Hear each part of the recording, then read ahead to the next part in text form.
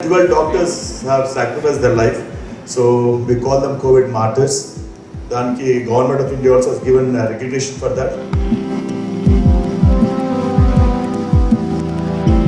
దుఃఖేశ్వర దిగ్గమనాః సుఖేషు ఉదితస్పృహ ఈతరాగభయ క్రోధ స్థితదీపం నిలుచుంది. అంటే మనము బాగా కష్టాల్లో ఉన్నప్పుడు పొంగిపోకుండా, సుఖాల్లో ఉన్నప్పుడు పొంగిపోకుండా ఈ కోపాన్ని వీటిని పక్కకు పెట్టి స్థితానందంతో ఉంటే మనము ఏదైనా సాధించగలము. ఆ విధంగా మీరైతే ఉండాలని ఆశిస్తూ అవకాశం ఇచ్చిన తెలుగు అసోసియేషన్ వారికి మరొకసారి ధన్యవాదాలతో ముగిస్తాం. అట్లాంటాలోని TV5 ప్రవీణ్పురం రిపోర్టింగ్. ఈరోజు మన మధ్యలో మాధవిరెడ్డి గారు మరియు హనుమంతారెడ్డి గారు తంగిరాల. ఈ తంగిరాల ఫ్యామిలీ అనేది అట్లాంటాలో చాలా ఫేమస్. సత్యనారాయణ రెడ్డి గారు వారి యొక్క బంధువులు ఈడ ఉన్నారు. మనము వీళ్ళని అడిగి తెలుసుకుందాం అట్లాంటాలో ఎలా ఫీల్ అవుతున్నారు. మేడం చెప్పండి మేడం, ఎప్పుడు వచ్చారు అమెరికాకి? అమెరికాకు వచ్చి 10 రోజులైంది. బెటన్ రోజులో మా చిన్న చెల్లెలి వాళ్ళ అబ్బాయిది పెళ్ళికి వచ్చాము. అలాగే అనుకోకుండా అట్లాంటా వచ్చాము. అట్లాంటా వచ్చి ఇక్కడ తెలుగు వాళ్ళంతా కలిసి అమెరికన్ తెలుగు అసోసియేషన్ వాళ్ళు మమ్మల్ని ఇక్కడ పిలిచారు, సన్మానించారు. చాలా సంతోషంగా ఉంది. వాళ్ళ ఆత్మీయత చూసి చాలా సంతోషంగా ఉంది, గర్వపడుతున్నాను కూడా. ఇక్కడ ఇంతమంది తెలుగు వాళ్ళు ఇంత మంచి పొజిషన్కి వచ్చారు. ఈ విధంగా తమ కల్చర్ని మర్చిపోకుండా ఇక్కడ ఒక అసోసియేషన్ ఏర్పాటు చేసుకొని అన్ని కార్యక్రమాలు చేస్తున్నారు.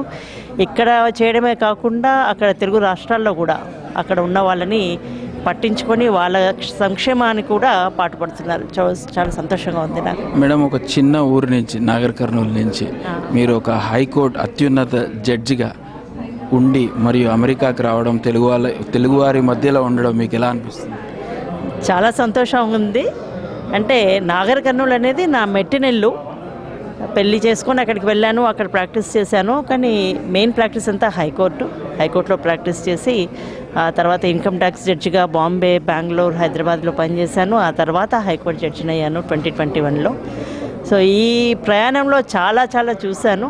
ఇక్కడ అమెరికా కూడా ఇది రెండవసారి రావడం, అట్లాంటాకి మాత్రం మొదటిసారి. సో చాలా సంతోషంగా ఉంది, చాలా నేర్చుకుంటున్నాము.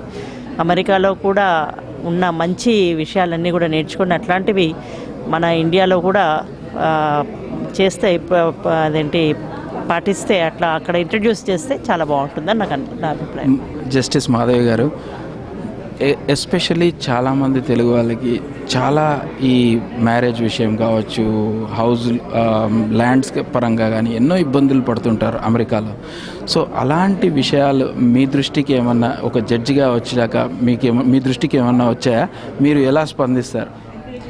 అంటే లీగల్ ప్రాబ్లమ్స్ అనేవి అమెరికా అయినా ఇండియా అయినా ఎక్కడైనా వస్తాయి. అవి మానవ సంబంధాలు ఉన్న చోట ఈ లీగల్ ప్రాబ్లమ్స్ అనేవి సహజం. అందుకే లీగల్ సిస్టమ్ అనేది ఉంది.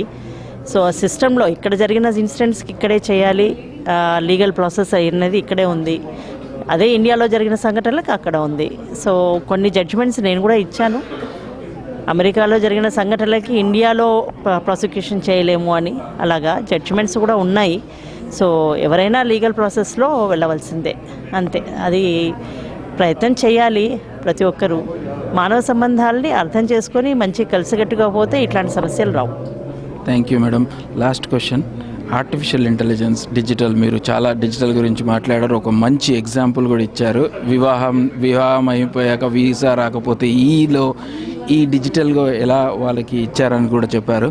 మరి మీరు ఒక జడ్జిగా ఉన్నప్పుడు ఇప్పుడు ఆర్టిఫిషియల్ యుగం, సో దీనికి సంబంధించి మీరు దృష్టికి స్టేట్ గవర్నమెంట్ కానీ ఎలాంటి పాలసీలు చేంజ్ చేయాలని మీ దృష్టికి ఏమన్నా వచ్చాయా? లేదండి, artificial intelligence is only a tool, అంతే. దాన్ని ఒక టూల్గానే వాడాలి, కానీ it's not an alternative for our intelligence.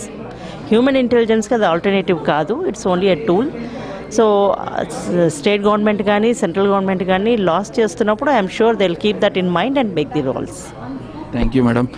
Rest of మీ స్టే అమెరికాలో ఎంజాయ్ చేయాలని కోరుతూ, మరియు మీరు ఇక్కడ కూడా కొన్ని జ్యుడిషియల్ వాళ్ళతో మాట్లాడి ఏమన్నా అక్కడ కూడా చేంజ్ చేయాలనుకుని మీ మనసులో ఏమన్నా ఉండి అక్కడ చేంజ్ చేయాలని భావిస్తూ thank you so much for coming to ఈ అట్లాంటా. ట్రిప్ చాలా స్మాల్ అండి, రేపు ఉదయమే వెళ్ళిపోతున్నాం మేము.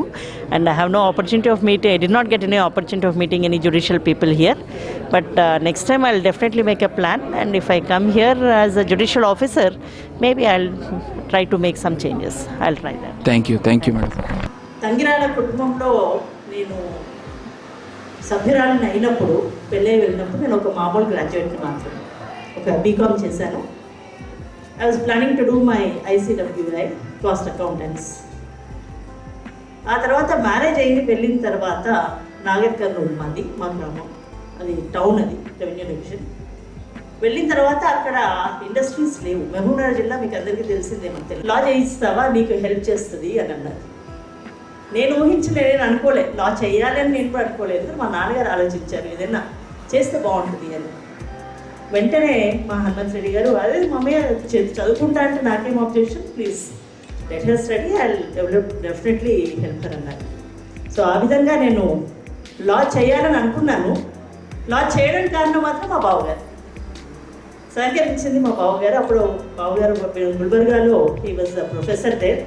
So that's how I worked in Bombay for 5 years, Bangalore for 5 years, and then in Hyderabad. So my pillar of support, my best friend, and the reason why I'm here before you today speaking like this is because of my husband, Hanumanth Reddy.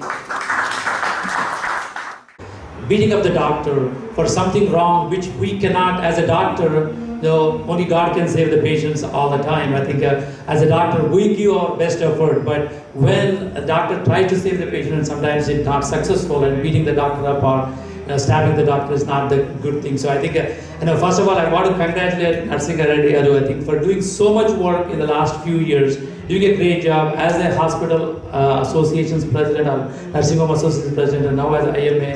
I think you as a leader in the community in India